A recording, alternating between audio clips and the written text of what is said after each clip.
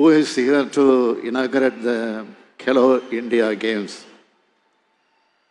I also welcome Honorable Tamil Nadu Governor, Honorable Union Minister Thiru Anurag Singh Thakur, Honorable Union Ministers of State Thiru Nisith Pramanik, Thiru L. Murugan, மாண்புமிகு அண்ணன் துரைமுருகன் உள்ளிட்ட அமைச்சர் பெருமக்களே, வரவேற்புரையாற்றிய மாண்புமிகு இளைஞர் நலன் மற்றும் விளையாட்டு மேம்பாட்டுத்துறை அமைச்சர் உதயநிதி அவர்களே, சட்டமன்ற நாடாளுமன்ற உறுப்பினர்களே, உள்ளாட்சி அமைப்புகளின் பிரதிநிதிகளே, மதிப்பிற்குரிய தலைமைச் செயலாளர் அவர்களே, அரசு உயர் அலுவலர்களே, பத்திரிகை மற்றும் ஊடகத்துறையை சார்ந்த நண்பர்களே, உங்கள் அனைவருக்கும் எனது மாலை வணக்கத்தை தெரிவித்துக் கொள்கிறேன். Extend a speech welcome to eminent sports persons and coaches from all over India. எல்லாருக்கும் எல்லாம், அனைத்து துறை வளர்ச்சி, அனைத்து மாவட்ட வளர்ச்சி, அனைத்து சமூக வளர்ச்சி என்பதை உள்ளடக்கமாக கொண்ட நம்ம திராவிட மாடல் ஆட்சியில அனைத்து துறைகளிலும் தமிழ்நாடு முதன்மை மாநிலமாக வளர உழைச்சிக்கிட்டு வரோம். $1 டிரில்லியன் பொருளாதாரம் என்பது எப்படி நம்ம இலக்கோம், அதே போல தமிழ்நாட்டை இந்தியாவோட விளையாட்டு தலைநகரமாக நிலைநிறுத்துறதும் நம்ம குறிக்கோள்.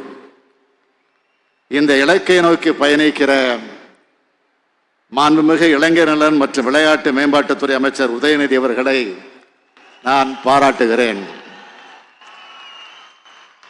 திராவிட முன்னேற்ற கழக அரசு பொறுப்பேற்ற பிறகு சென்னை மாமல்லபுரத்தில் 44வது செஸ் ஒலிம்பியாட் போட்டி, ATP challenger tour, Chennai open challenger, ஆடவர் ஆசிய சாம்பியன்ஸ் டிராஃபி 2023, ஸ்குவாஷ் உலக கோப்பை 2023, அலைச்சறுக்கு போட்டி, கிராண்ட் மாஸ்டர் செஸ் சாம்பியன்ஷிப் போன்ற வரலாற்று சிறப்புமிக்க நிகழ்வுகளை நம்முடைய தமிழ்நாட்டில் நடத்தி இருக்கிறோம்.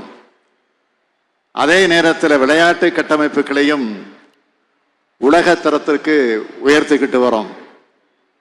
இந்தியாவிலேயே முதல் முறையாக பாரா வீரர்களுக்கு 6 விளையாட்டு அரங்கங்கள், ராமநாதபுரத்தில் ஒலிம்பிக் நீர் விளையாட்டு அரங்கம், சென்னை, மதுரை, திருச்சி மற்றும் நீலகிரியில் ஒலிம்பிக் அகாடமி, முதல் கட்டமாக 10 சட்டமன்ற தொகுதிகளில் மினி ஸ்டேடியம், புதிய மாவட்டங்களான தென்காசி, மயிலாடுதுறை, திருப்பத்தூர், கள்ளக்குறிச்சி, ராணிப்பேட்டை மற்றும் செங்கல்பட்டில் மாவட்ட விளையாட்டு மையங்கள்னு பல்வேறு உட்கட்டமைப்பு பணிகள் நடந்துகிட்டு வருது.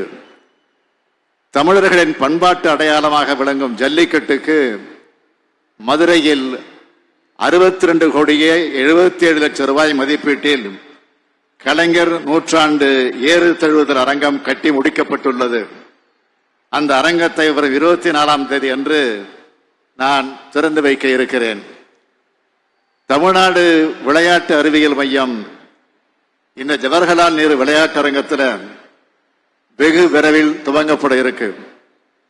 மணிப்பூர்ல நிலவும் பிரச்சனைகளால் அங்குள்ள விளையாட்டு வீரர்கள் பயிற்சியை தொடர்ந்து மேற்கொள்ள அவங்கள சகோதர உணர்வோடு தமிழ்நாட்டுக்கு வரவேற்று பயிற்சி கொடுத்து நமது திராவிட மாடல் அரசு அவங்கள சிலரை இந்த கேலோ இந்தியா இளைஞர் விளையாட்டு போட்டிகளில் பங்கேற்கிறாங்க.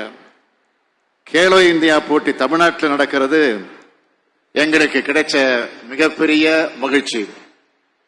தமிழ்நாட்டோட பாரம்பரிய விளையாட்டான சிலம்பம் டெமோ விளையாட்டா இந்த முறை சேர்க்கப்பட்டிருக்கு. கேலோ இந்தியா 2023 லோகோவில் வான்புகழ் வள்ளுவர் இடம் பெற்றிருக்காரு. அந்த சிலை முத்தமிழறிஞர் கலைஞர் அவர்களால் ஐயன் திருவள்ளுவருக்கு இந்திய நாட்டின் தென்முனையில் வானுயர அமைக்கப்பட்டது. அதேபோல் ஆங்கிலேய ஆதிக்கத்துக்கு எதிராக போராடிய வீரமங்கை வேலுநாச்சியார் சின்னமும் அதில் இடம்பெற்றிருப்பது நமக்கு கூடுதல் பெருமை.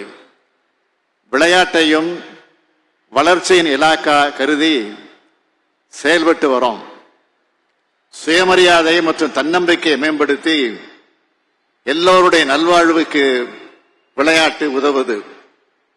அன்பு பாலங்களையும் சமூக நல்லிணக்கத்தையும் உருவாக்குற ஆற்றல் விளையாட்டுக்கு உண்டு.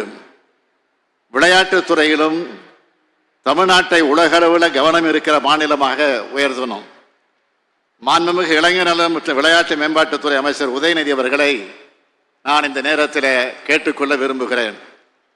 தமிழ்நாடு அரசின் அழைப்பை ஏற்று இங்கு வருகை தந்துள்ள மாண்புமிகு இந்திய பிரதமர் நரேந்திர மோடி அவர்களுக்கும் என்னுடைய மனமார்ந்த நன்றியை தெரிவிச்சுக்க விரும்புகிறேன். பல்வேறு மாநிலங்களிலிருந்து பங்கேற்றிருக்கக்கூடிய 5000த்திற்கும் மேற்பட்ட விளையாட்டு வீரர்களை வரவேற்று வெற்றி பெற வாழ்த்துகிறேன். நன்றி, வணக்கம்.